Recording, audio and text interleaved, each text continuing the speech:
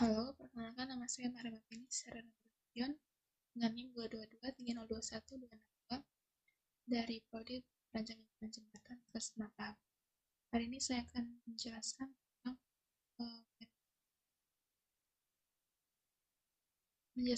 desain tambah lapisan kekerasan untuk menurunkan iri. Untuk segmen jalan direncanakan melayani 10.000 SA 4 atau 20.000 SA 5 untuk umur rencana lapis tambah 10 tahun. Ketidakparatan permukaan ini 1,6 meter per kilometer. Hujan menurunkan dengan alat FPVD pada bulan November pada saat musim hujan. Dan lalu kita akan melakukan lapis tambah pemerasan hasil kebetulan. Nah, runtutan ini sudah kita dapatkan dari dosen. Kita hanya mengganti di bagian beban D0 dan D200. Kemudian diperlukan lapis tambahan tentang ini dari 6 meter per kilometer menjadi 3 meter per kilometer.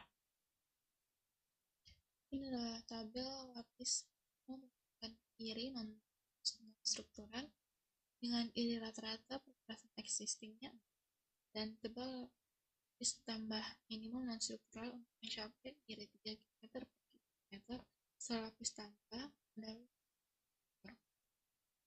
Karena pengujian bukan dilakukan pada saat musim hujan, maka tidak diperlukan faktor parsi musim. Selanjutnya, walaupun alat FWD telah diatur untuk beban normal ton, tetapi dalam pelaksanaan pada umumnya selalu terjadi penyimpangan dari sebenarnya yang tercapai. Oleh karena itu, sebagai langkah pertama, data yang tercatat harus dinamakan dan luntutan ke beban 90 km. Ini luntutannya telah dinormalkan per beban yang tercatat kali lanjutan. Dengan rumus CF sama dengan D0 kurang D200. D0 adalah karakteristik luntutan maksimum pada suatu titik uji yang pada pusat beban. D200 karakteristik luntutan yang terjadi pada titik yang berjarak 200 mm dari titik uji atau pusat beban. Selanjutnya, kita akan ini D0-nya D0 ini tidak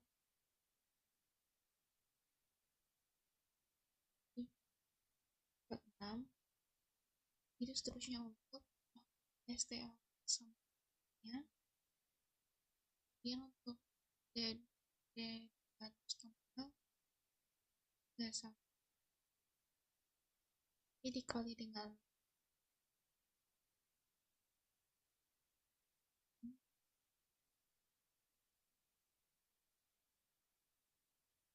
beban dikalikan 4 dibagi dengan beban dikali dengan D200. Sedangkan untuk CF-nya D0 dikurang 200. Hasil ini dikurang dengan ini. Itu seterusnya untuk selanjutnya di bawah. Kemudian untuk AMPT-nya itu ada 41 dibagi dengan suhu aspal. Dan untuk D0 faktor variasi temperatur ini didapatkan dari tabel ini 60.3 faktor variasi temperatur luntutan D0 untuk FWD kita menggunakan MAPT tem lapangannya 1 sampai 1,10 dengan tebal existingnya ini.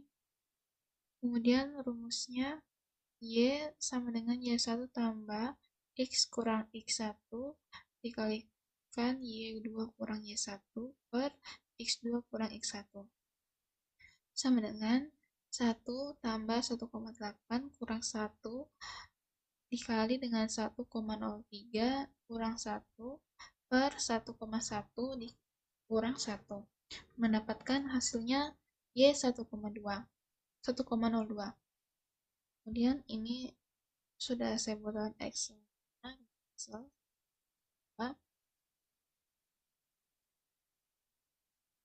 Dan nilai D0 faktor koneksinya untuk D200 faktor koneksi didapat dari tabel 64 faktor koneksi temperatur lengkung lanjutan D0 kurang D200 untuk FWD dengan WMAPT temp lapangan 1 dan 1 dan tabel existingnya ada di 150 mm. Dengan rumusnya Y sama dengan Y1 tambah X kurang Y1.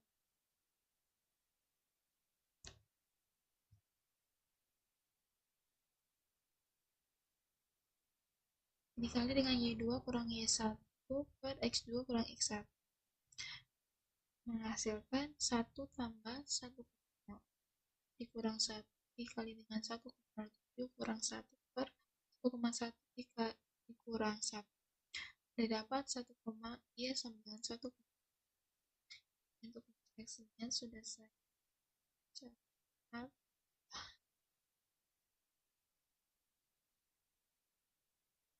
Ini tabelnya. Untuk mendapatkan D0 terprediksi itu di tabel 12 ini dikali dengan tabel 8 itu seterusnya untuk sampai di STA yang kita tentukan tadi. Dan untuk D0 kurang D200 terkoreksi itu adalah tabel 12 D0 kurang D200 faktor koreksi dikali dengan D0 kurang D200. Kemudian untuk D0 penyesuaian ke BB dengan faktor 1,25 D0 koreksi. Dan untuk D0 penyesuaian ke BB kita datangkan lagi dan faktor penyesuaian D0 BD ke BB ini kita menggunakan tabel existing.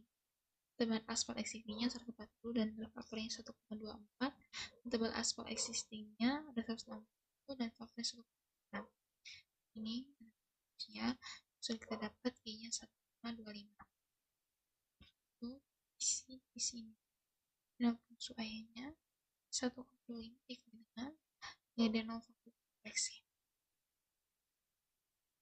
Kemudian untuk rata-ratanya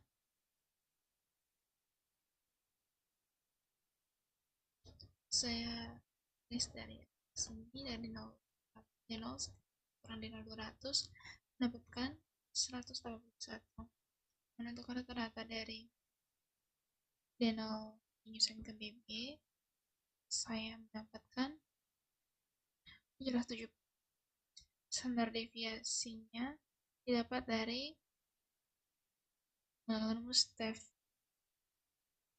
ini MMR, lalu koefisien variasinya didapat dari standar deviasi dikurang dengan rata-rata ini dikali 100.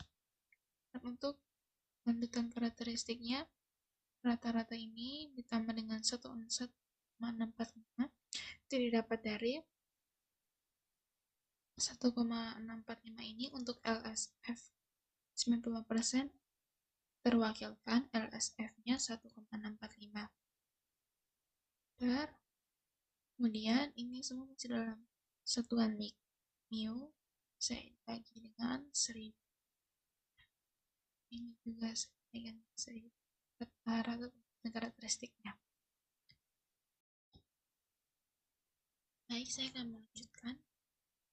Ini kita kembali ke tabel, ke gambar artikel penentuan tebal lapis peperasan dengan D0-nya. D0-nya di sini kita mendapatkan 1,15. Di sini kira-kira kita tarik garis, lalu dengan tebal overlay-nya sekitar 50. dan kita mendapatkan untuk perencanaannya. Lalu kita ke tabel penetapan tebal lapis tambahan tipis. Kita rencanakan tadi 20.000 ESA 5 dan 0,18 dapat dari rata-rata yang kita katakan tadi yang kita gunakan ini.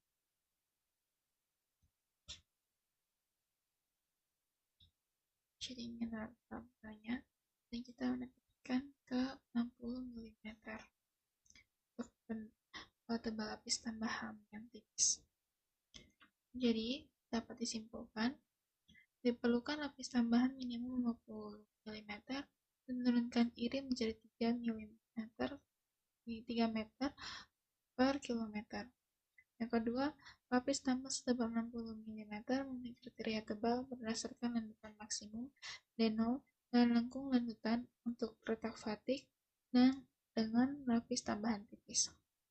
Yang ketiga, opsi lapis tambahan tipis 60 mm memenuhi kedua kriteria struktural atau deformasi permanen dan retak lelah dan kebutuhan tebal minimum untuk menurunkan iri, sehingga lapis tebal 105 tidak dipilih sebagai tebal lapis minimum, dan kita harus memilih tebal lapis tambah minimum adalah 60 mm. Sekian dari saya, terima kasih.